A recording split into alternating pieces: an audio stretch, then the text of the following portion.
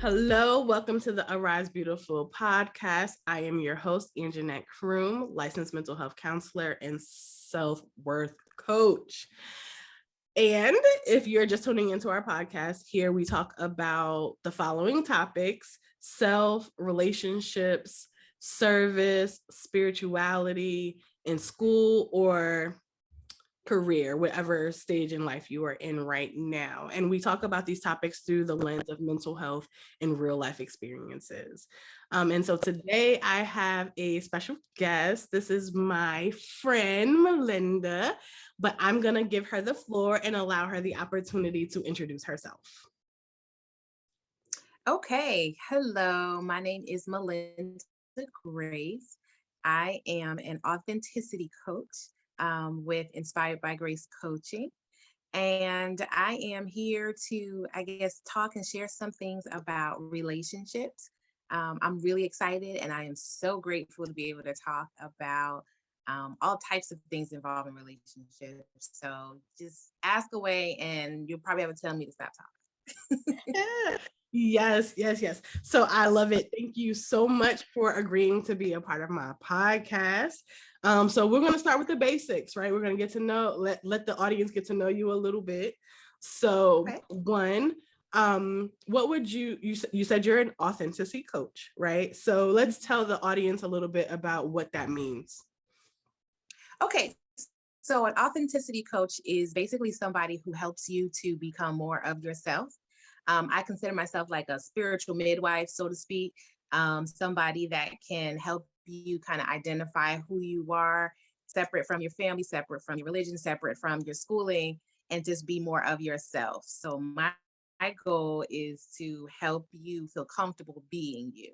So yeah, that's what an authenticity coach does. Yes, perfect fit for the Arise Beautiful podcast.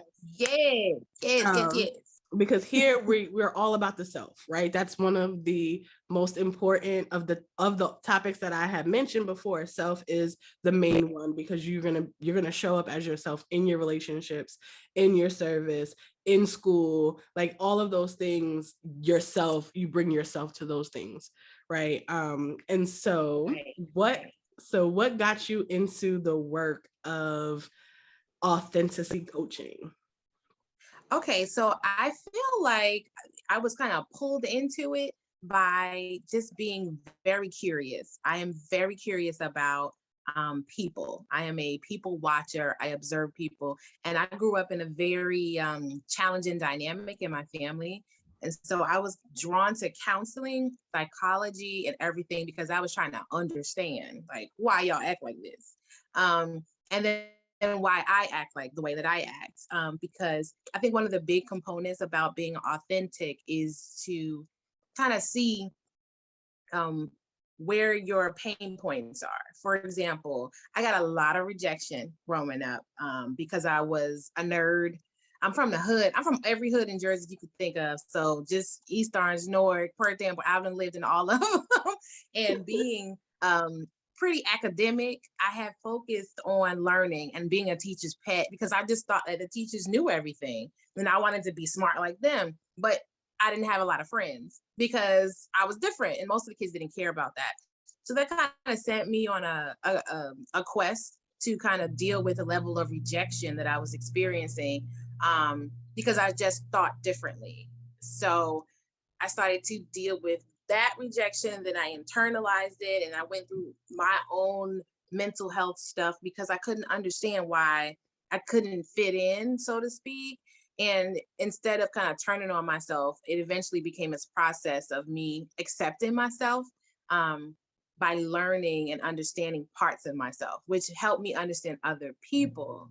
So now the work that I do is more about accepting yourself and then accepting people so that you can make basically the best type of relationships, the ones where you just go straight forward. Because I can go into a crowd and I can go, that's fake, that's fake, you being fake, that's fake, fake, fake, fake, fake, fake, fake, fake. But instead of saying you fake, it's more like, oh, you're not comfortable being yourself, or you may not even know who you are. And so I had to learn how to shape how I saw people because when I was trying to fit in and trying to be authentic and trying to do what people wanted me to do, it always came off. I always came up short. So now I live a life where I basically can identify what people are trying to hide. Like I can see it and then help them feel comfortable actually being themselves. Like saying, it's okay if you got an attitude problem, that's okay. You probably had to develop an attitude problem to guard yourself from all of this other stuff that was going on. So people go, oh, okay. And once you deal with that and be authentic, you could then develop, change, be more of what you want to be. So yeah, I was kind of pulled into it, if that answers the question. All right. So you said a whole lot in that little that little blurb. Like, at Arise Beautiful, that's one of the things that I do in my work is helping people to really examine their life and their experiences and pulling out like their true self, because a lot of times, like I said, these quirks about us, the things that make us different and unique, are often tied to our pain points, of being ridiculed when we were growing up. Like I always use the example of the laugh, but it is true. Like somebody makes fun of your laugh when you're in high school or in elementary school, and then you go through your life being afraid to laugh and smile because you think you're going to get made fun of. Right. So it's like little things like that. Like I tell this one story about when I think I might have been in like the 5th grade, and I was like, and this boy was like, ew, why you eat like that? And I promise you, after that, like I did not eat in front of no dude until I was like in college, man. Like I would not eat in front of people. Like I would wait. Like I would walk. Like I used to go out with my cousins and stuff in New York. We would walk around all day. They'd be eating and stuff, and I would not eat nothing. I would go all day without eating until I got home in the safety of my house and nobody was there before I ate something. Like just that one little comment. I had an experience like that. We just talking. I remember going to, I was probably about 14 or 15, and this boy, I had wore shorts, and I thought I was cute, but I had a full figured bottom. And I remember this boy telling me like, ooh, you look fat in shorts. And I promise you, I just started wearing shorts again some 25 years later. It just was enough to make me go, I can't wear them. They're not for me. And I like my legs. Like I got nice legs. I run every day. I'm feeling myself. And I'm 40 something. And now I feel comfortable because that pain point. And then I just realized like these legs gonna look how they look. My genetic code is my genetic code. I'm not gonna be hot because some boy that I don't even remember whose name it is insulted me. That's just not gonna happen. These legs gonna be free. And do you know, last night while I was working, I went into a restaurant and this lady had commented on my sneakers and I had on shorts, girl, because I'm okay. She was like, I like those. I was like, what? She's like, them legs and them sneakers too. I said, that's right, there you girl. All of that work. Yes. All of that work that I have done to accept myself actually put that in my environment where people now accept me. And so it's no longer a pain point anymore. It took a long time for me to feel comfortable, but I realized, no, she got thick legs. She got hers out. She got hers out. Why not me? Right. And it's just one thing, but it's more authentic because I'm short. So I should wear shorts. Like I can't wear pants all the time. It drowns out my whole body. I look heavier. So I was like, no, we're going to do what my body wants to do. Shorts, what my brain wants to do. So yeah, I know what you mean. Yes. And so I love that. And then too, like I like to, in kind of figuring out who we are, like examining the labels and what it means too, right? I just had a session with a client and they were talking about how like they're fat, like I'm fat. Okay, what does that mean? Like I'm fat too. I'm chunky, I'm fluffy. So what does that mean? Like because you're fat, what have you filled in the blank with, right? Because you're fat, you're right.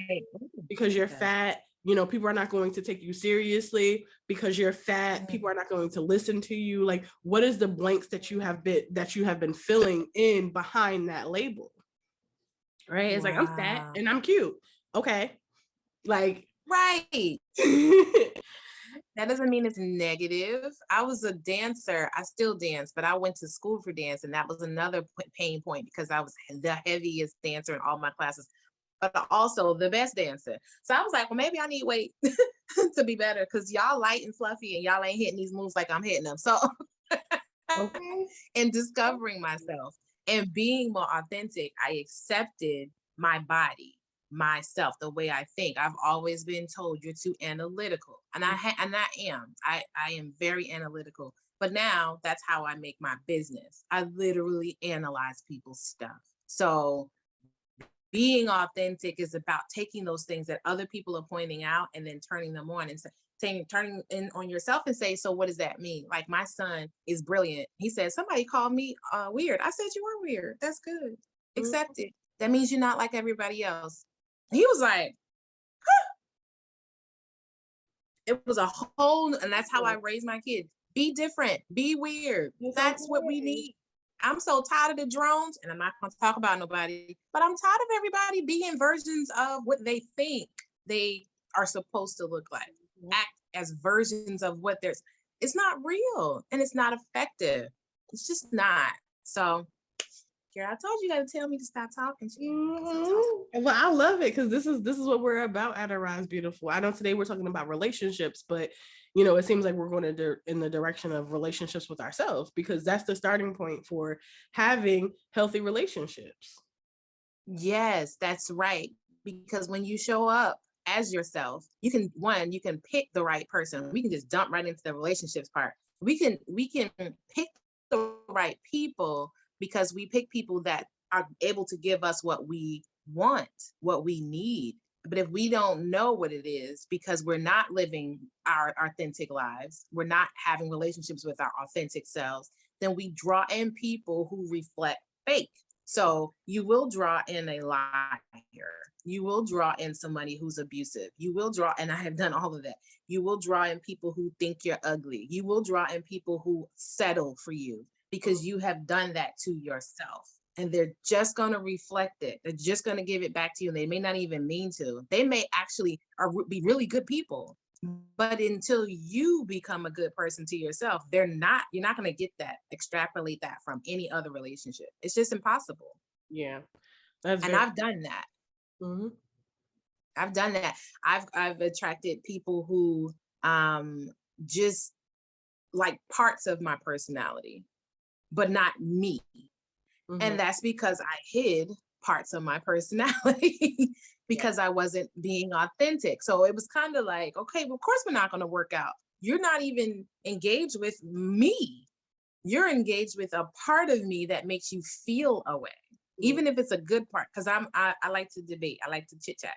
So I've attracted people who literally are argumentative. They just want to fight. And I'm going to go with you because that's what I do. But that's not all that I am. I'm a caretaker. So I've attracted people who take on that caretaking role and who will just take and take and take because I want to care and care and care. But they don't interact with the other part of me. And so we have a piecemeal relationship. And when you're not authentic with yourself in your relationships, you literally can walk right away from them or he ain't really know me no way, or she ain't really know what I was about anyway. But when you authentically engage and you show all parts of you, good, bad, ugly, indifferent, like the person know everything about you, what your breath smell like, and all of that, then it's harder to pull away from that because this person really knows you, like really gets you. And even though you may be arguing or you may be, going through a rough patch, you know that no one else really knows you like this other person because you showed up. And that happens over time. We get in our relationships and we get out real fast because we don't want to spend too much time because, because the longer you spend with somebody, that mask gonna slip. You're gonna realize, oh, this is what you look like without the makeup. This is what you look like when you eat food and your gut hang over your belt. Oh, ooh, you don't really like to work out. You just pretended because we was dating. Oh, okay. You find all of that out over time. And at that same time, you are becoming more too. You're becoming more of yourself. You're becoming more comfortable. So that authenticity that people kind of are missing in their relationships, it shows up when you realize you can just kind of pull out. You just, I'm done. Girl, I don't need this. I don't need that. I don't need that job. I don't need that girl. I don't need that. It's because you never really committed. You never really showed up. And I'm talking about myself. I don't know your life. I don't know nobody's life. But that's what I would do. I would just pull out. Oh, it's nothing. Oh, we're done. And so, yeah. Now I don't want to rush you, but yeah. Yes. I mean, it's true. It's true. How many times do people say, oh, or feel like this person don't know me? And if you're with somebody and you're feeling unknown and unseen, then you have to investigate. You have to investigate where that's coming from, right? A lot of times we'll put it on the other person, like, oh, they're not taking the opportunity to get to know me or whatever. But like, they're not mind readers either. And if you're not showing up as yourself, if you're not showing up, telling them how to treat you, setting your boundaries, speaking up for yourself, advocating for yourself, and all of those, they don't know. And they don't know what to know. And you're holding them to that standard of treating you a certain way, but they don't know you because you haven't shown them. That's exactly right. I literally just had that conversation with my husband. And he said to me, Jesus knows your heart. I can't read your mind. I don't know none of that. I need you to use your words and say, can you pull my chair out for me? Can you hold the door for me? I really like it when you paint my nails or whatever it is. Like, you have to actually use your words. For me, I'm naturally an introvert. Can't really tell right now. But I'm a one-on-one person, but I am an introvert. So my internal world is just alive. Yeah. And I can investigate things and just be by myself and have all of this me time. And it's just so full. But I have relationships that go lacking because I don't set that same level of excitement for them. I'm like, oh, they're not going to get me. They're not going to get me. Well, I didn't give them a chance to get me. And so in that way, I wasn't living authentic. I was afraid. And fear makes us do that. We're afraid we're not going to be received. We're afraid we're not going to be understood. And so we aren't, because what we believe shows up, Right. Yeah. It's it's a lot. It's really a lot to be able to articulate how you're feeling and communicate that to someone else. A lot of times it is that fear of being vulnerable, that fear of rejection, to yes. How people are really going to accept us. But that becomes exhausting because then you have to continue to mold yourself to someone else's expectations, and that is what we do. And we wonder why we're miserable. It's because you aren't there.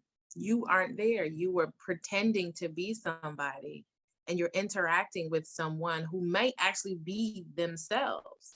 Like and I see this a lot of times with women. We kind of put ourselves in the back burner in an effort to be good to whoever we're with. We'll say, oh, he likes this. He everything about what your mate likes. Everything about what they desire. What they want to do in their life. They want to do they don't know nothing about what you like, you desire, what you plan on being. You don't have those conversations. And so you literally are having them be vulnerable, and they're not, and you aren't being vulnerable. And I've done that. I have done it. And it just makes for a lopsided relationship. Mm-hmm. And now we got to go on these quests where we figure out who we are. And the people that's with us is like, I thought you was, my wife, my girlfriend. Where'd you go? Why are you doing all that? Because we didn't have a chance to actually show up. And group dynamics, it's not fair if you're in a group for one person to share and the other person not to share. They get kicked out of the group. And that's what we do in our families. We don't show up, and we're not being fair. And I don't know if we see it that way because we're like, it's just me not being understood. It's just me feeling depressed. It's just me dealing with my issues.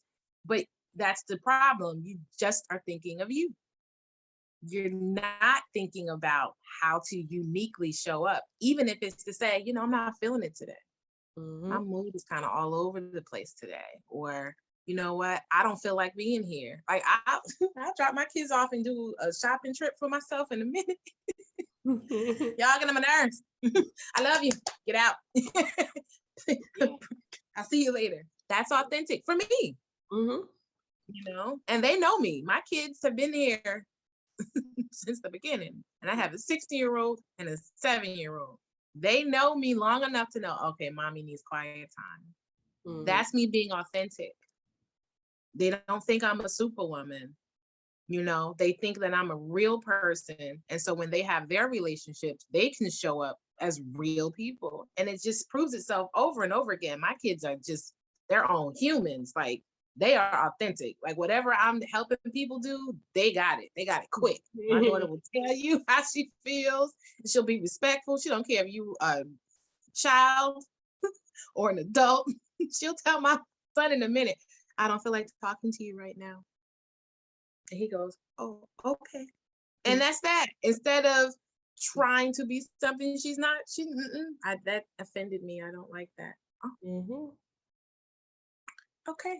I think I offended my son one day because I have this thing where I tell him, you know what? If he does something wrong, I'll say, try it again. I'll say, try it again. And he'll be like, okay. So I think I wanted him out of my room or something. I wanted to take it back. I said, bye, boy, get out. He was like, mommy, try it again. I said, I apologize. Mommy needs a nap and I need you to leave. Okay. I was like, okay. All right. Yes. Like, people don't understand how powerful it is for you to be yourself. Like, even in your not so great shining moments. Because those are usually the moments that mean the most to other people. Those are the moments that that people remember, to say, like, she was human. She did, sacrifice for us, right? Like, we would, like, as Black women, we're conditioned to, like, pile it on, be superhuman and all of this. And a lot of times we often give the feedback like, oh, people don't support us, blah, blah, blah, blah, blah, blah. Mm-hmm. Because you're not asking for it. You're not letting people know, like, that you're tired. Like, I know one of the things that I tell my clients to do, and I know we're all about emotional regulation and, expressing our emotions appropriately. But I'm so quick to tell my clients to throw a tantrum. Yes. Girl, go throw a tantrum. He not hearing you, throw a tantrum and storm out and go get you some coffee. What? I'll tell him in a minute. Yes, have a tantrum, because sometimes we feel like we have to be the bigger person. We have to have it all together all the time. And really inside we are fuming, we are upset, we are angry, right? But that's not what we're giving off to people. Right. So if you're standing there calm, we're hiding. Yeah, you're hiding. Poised. Yeah, I don't do like that. I don't. And you're sitting here like, get ghetto. Right. And you're like, can you please take out the trash? Like, can you take out the trash? When really inside you're like, take out this fucking trash now. Like, like, right? Like, they're just seeing you calm, like, take off the trash. So now they thinking, oh, I'll get to it when I get to it. When really you're like, no, now. Right? No, throw a tantrum. Mm-hmm. Flip the trash over, storm out. Just one time so that they know that you're serious. One time for the one time. I will tell you, I have had my most effective conversations when, and they aren't pretty, when I am angry. Because I'm a little bit of both. Like, I'll get with you. But if I love you, I will really just give you lots and lots and lots and lots and lots and lots of chances. I need. But when them chances are done, it's like, and I say it because sometimes people have to see the level of emotion that you are dealing with and that you have built up. Especially people that are really good with controlling their emotions, like me. Like, I'm very even. It's very rare that you'll see me either high or low. Like, I'm baseline like this. So I can attest to that. So to actually see me throw a tantrum it has a huge effect. I'll be like, wait, oh, I done messed up. Right. And sometimes you have to create the conflict and the explosion in order to then have the productive conversation after that. So the immaturity is not in the tantrum itself, right? Because even Jesus flipped some tables and cracked the whip. You know what I'm saying? Like he set it off. It was productive. It was a productive tantrum. Right. Right. And again, the sin wasn't in him being angry. We're allowed to be angry. So it's the issue is not in the explosion. The issue is what you do afterwards. Do you, like, now you circle back and you have that conversation and you let people know, like, this is why I blew up. I'm and you can hit the sorries or whatever, but you have to address it as a grown-up. What makes it a tantrum like a child is when you just let it go and you don't do nothing about it, and then when it becomes a pattern, when you just keep having tantrums with no resolution. Yes, I'm glad you put that stipulation on it. The part that makes it an adult tantrum is that you recognize I still need to have the conversation. Yeah, I still need to tell you I meant what I said. And I'm glad that you brought that up too, about people actually seeing how much of the emotions you are dealing with. Because when you are a strong person, or even if you're sensitive, I'm super sensitive, so everything bothers me sometimes. And I'm just like, I'm tender-headed and I'm irritable. Like, I get that way. It's because I am processing way more intensely, what may not bother a whole bunch of people. It may not bother people to hear tick, tick, tick, tick, tick, tick, tick, or chatter, chatter, chatter, chatter. But for me, because of my sensitivity, I am overwhelmed by 12 o'clock if I work in the office, because y'all keep talking to me and you want to talk and you want to talk. And because I am so intense, it just becomes too much. And I am trying to do the human adult thing. And so you're right. I've learned over time to actually tell people and not be apologetic. Right. I'm an introvert. I really like my time. I like my space. And I love being with you, but you're not going to get the best out of me if I'm being authentic, if I pretend to have a huge capacity for you. Because I don't. Mm-hmm. I don't. And that's the way God made me. And I'm okay with her. Yep. And if you were not, that is not my problem. And that's the thing, because when you say it and you verbalize it to those that we're in relationship with, they begin to understand and can adjust and not take it personally.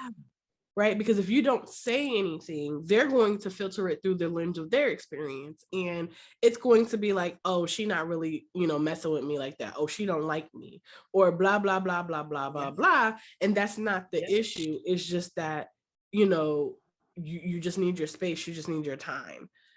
For me, It's the same thing. Like, I absorb a lot of energy and stuff too. And like my kids, like sometimes I feel bad because like they're kids and they're just being kids, but it's literally like working my nerve and making my eye jump. And I'm like sitting on the couch like, I'm about to lose it. Like, if you spin around in a circle one more time, like, can you just sit down? Like, I understand now. So excited about this circle. And our parents would be like, you getting on my last nerve. Like, literally, my eye is like jumping, and I gotta go. Like, let me go sit in the car for a second, right? Because. Yeah. But I understand that is my level of sensitivity. And unfortunately, like for me, I'm a therapist. So especially if I spend the day in the morning, like seeing clients, like my capacity for my own children by the end of the day, because I'm an introvert too, could be depleted. And so again, knowing that about myself, I can regulate my day, regulate my schedule so that I can show up for my kids the way I need to. You know what I'm saying? And so all of that is really important in trying to figure out how you operate, and not even in labeling it bad, because some people be like, oh, your kids get on your nerves. They're your kids. You're not supposed to feel that way about your children. Listen, I do. You must not have children. Right. If you take care of anybody for any length of time, you're going to need respite. you're going to need support, because they literally are draining you of your very limited life force energy. If you have ever breastfed, you know exactly what I mean. Like, this baby who's living off of you literally puts the mom to sleep. Like, after breastfeeding, just put the mom to sleep, because they're draining your life force. So too emotionally, Right. kids will need you to be there for them. Like, the tantrum that little Billy is throwing, it may seem like nothing to you, but it is literally exerting your emotional output of, I can't throw a tantrum right now. You have to be the stoic. That's taking from you. So parents, and I'm so glad we kind of segue to that, because I'm currently in the process of writing a book about raising emotionally healthy and brilliant children, that has to do with understanding that your child is a unique individual, and you are not savior. You are not creator. You are a facilitator. And that is sometimes all that you can be, because you can't solve every problem. You can't create pathways for them to succeed. You literally can just facilitate what happens naturally. Like, I can't do nothing about that little boy that called my son weird. I wanted to go, who called my son? He no, but I can give him the capacity to manage feelings of disappointment or rejection. Right. I can't do that if I can't show up. Exactly. I can't do that if I can't take a break. So I think it's important that you make that point about being able to show up for your kids, because as mothers, as caretakers, as parents, as wives, as therapists, as caregivers, we're constantly being depleted, especially if we don't have our connection, that relationship with our creator right. It's just not going to go. We are going to burn ourselves out.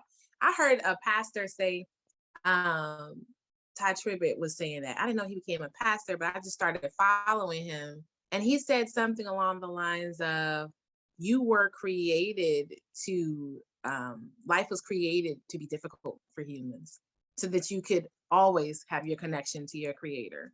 And if you see people that are struggling with this, a lot of times it's because they don't have a connection with their creator. So life is difficult for them way more than you, because if you have your connection here, right, then you can be able to go, okay, I need a break. Even God rested. Even God rested creating all of this. If you believe in the Bible, he took a day. No, why not me? I definitely agree with you on that. Like, there's something that is comforting when you can lay your burdens down. When you can say, well, I'm at the end of my limit, and I know that it's going to take more than just me to get through this thing, to get to the other side. And so there's a mental release in that, and there's a spiritual manifestation of that, and so understanding, like, yes, your connection, like, who do you belong to? Right? Okay. Who do you belong to? And then in addition, who are you? Those are important questions that people should constantly and daily really address. I think one of the things that I always tell people is that it's really, really good to reflect at the end of the day. You may not be a person that likes to journal and all that kind of stuff, but it's really effective to reflect on your day. Like, how did this day go? What are my highs and lows from my day? Like, what made it a high? What made it a low? What do I need to do to adjust so that tomorrow is better?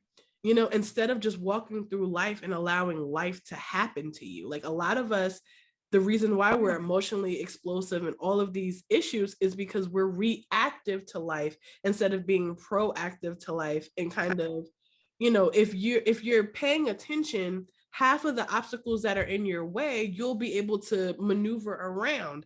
Yes, there's sometimes where there's going to be a wrench thrown in the system.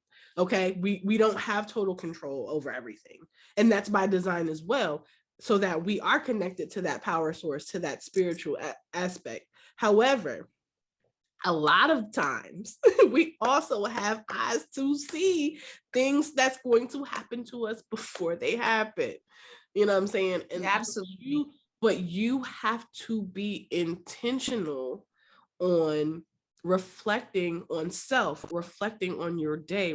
You have to be intentional in your living. Life is just not happening to you. It's not. See, that's why we friends. Because I'm gonna tell you something.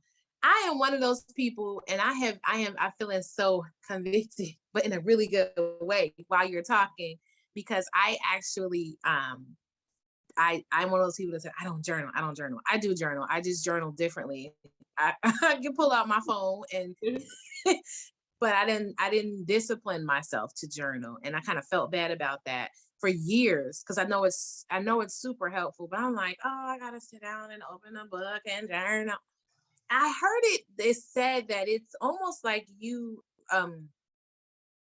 don't discipline yourself to care about yourself.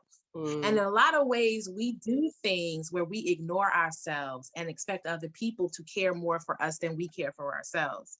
And so when we don't discipline, whatever that discipline is, for me, I pray and I fast and I run every day. Well, walk, run. It's more like a walk, try. But I do it every day. I do it every day because it's the time that I have that I can always look back at the end of the day and say, you took care of yourself today. You did I it. like that. You put yourself first. I like And I may not journal, but when I do write down my thoughts, it's because it's inspired because I created that discipline. And a lot of times we can't expect more from people than we give from ourselves. I can't expect somebody care about all the things that I care about when I don't care about the things that's important to me.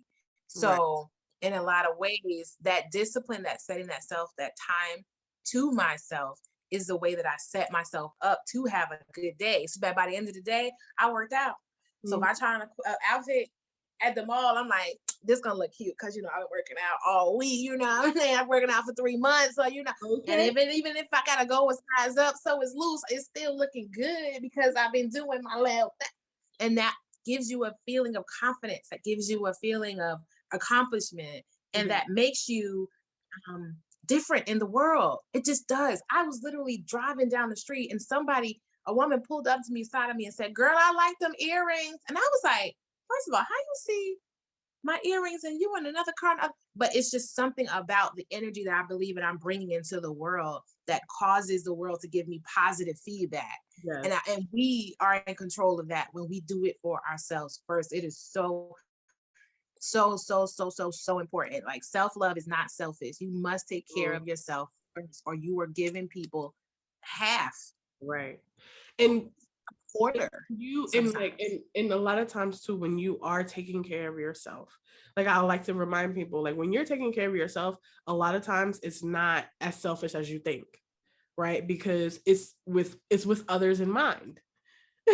So it's not, it's with others in mind, right? So it's like, I'm not just going to like take off in the middle of the day to just go, get my nails done. No, I'm going to be like, okay, I need my nails done. I want to have some me time. I'm going to have me time at this hour because, this is convenient for my schedule, our family, our rhythm, right? So a lot of times it's attached to other things. It just becomes, again, that intentionality of it. That's what it is. If you don't plan for it, it's never going to happen. If you don't plan for it, it's never going to happen. It's just something else is going to come up and going to take that time. And so whether it's running in the morning, praying, it doesn't matter. Whether it's going to get your nails done every week, whatever it is, you got to have that sacred time for yourself. Like, this is what I'm going to do, period. Like, I need this to recharge. The phrase is take a break. Yes. Take it. Because ain't nobody gonna give it to you. I put that on my Instagram. Take it. Take that break. And understand, and people, you don't understand how beneficial a break is, right? Like, even if it's 5 minutes, like if you are walking around your day, again, life is not just happening to you. You have tools available at your disposal at any time, right? And this is where that mental health care comes in. If you wake up and you notice that your day is off, right? Again, searching inside self. What can I do that's going to jolt me out of this mood to get to where I need to be able to function as my authentic self, as my true self. So, okay, I woke up in a bad mood. Let me put on my praise and worship music, or let me put on my get hype music, right? Like whatever it is you trying to do, like psych yourself up. You know what I'm saying? Like if you're feeling a little unattractive, okay, well today I'm gonna put it on a little makeup. I'm gonna do my hair a little bit extra. I'm gonna dress up, you know, just enough to get you over the hump, right? You notice at noontime, like you're a little tired, your capacity is low, you're a little on edge.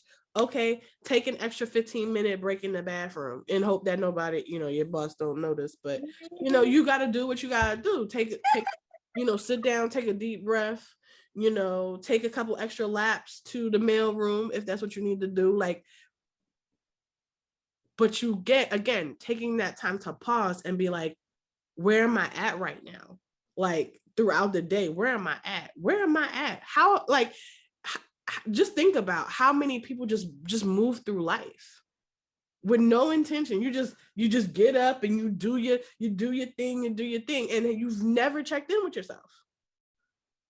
So you don't even know. And that, I think you doing stuff to do stuff. I think you make such an amazing point when you talk about the timing, right? And responding. I'm working through with my analytical brain, me and my creator, we having conversations when I'm driving. And now that I don't punch a clock, so I work, but I don't punch a clock, I get to be out and I get to see how the world is so automated. Like everybody's in their cars, everybody's driving here, gotta get here by this time, blah, blah, blah.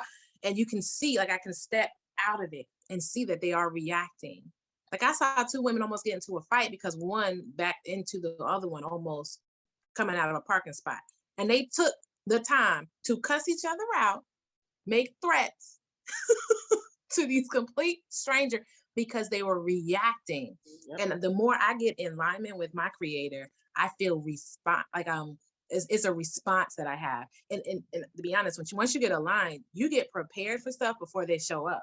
So, for example, oh God, there's so many examples, like driving a car or having that parking spot perfectly because you left at that specific time because you were in a good mood and in an alignment and you listen to your favorite song. And like the world kind of feels like magical at certain points because you are so connected to it. And you can see how people are just kind of like, I don't know what's going to happen next, and they're on edge and they're like, it's rush hour, I gotta get home. And like, it's great. You just look at how many people are automating and they're not even there. Yeah. They just are so caught and their timing is just in sync with something and that isn't even real. Because in real interactions, you can go in the store and like the interaction with that lady that commented my sneakers and my legs, she had no idea that fed my soul.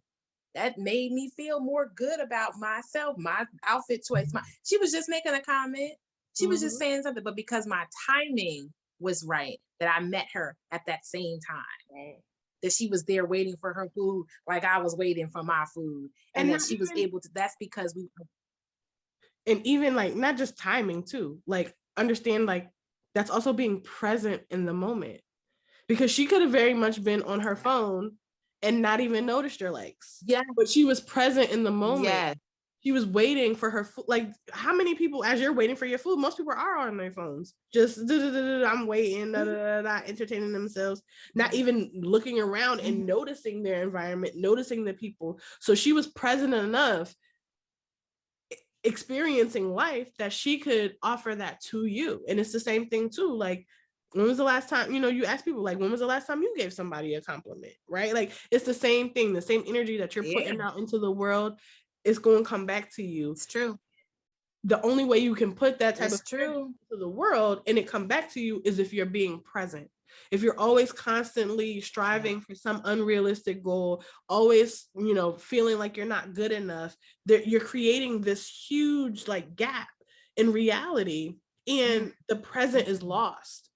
The present is lost. You're haunted by your past, and your future is unobtainable. So now you're just in this abyss trying to figure out what? And you're missing the beauty of the present. You're missing the beauty of everything, perfection of everything. Of driving down the road and getting all green lights for like a mile. Exactly. and taking it back to the topic of relationships, when you're not present in a relationship, what are you doing? You're not being fed. You're not giving them what they need. You're just here. We're just here. We're missing each other. We're missing each other. And then again, you have this feeling of they don't know me, feeling unknown, feeling unseen, unconnected. I'm spending time with this person, but we're not connecting. Why? Because no one's present. No one, either for any reason, right? You're not present because you don't think you're good enough to show up as your real self. You are so focused on hustling and get into this future version of yourself that is completely made up and fabricated. Right. You know, like, so many reasons why people don't show up as themselves, but the reality is what it does is it creates distance in your relationships. Well, there's this void because you're not really being intimate. Intimate, entangled, intimate is this. The act of having sex is about drawing in attraction so much that you can't just be next to each other. You have to be one. That's what sex is. And if you are actually entering into that act and you don't have the emotional or the spiritual connection, you are literally kind of like distant during the act. You're not even involved or engaged. I don't know why I talk about sex, but it brings that space, like the actual space that you have in your relationships where, when you first start dating somebody and you fall in love, y'all literally are like, y'all on top of each other because there's no need for space. I just want to be closer to you.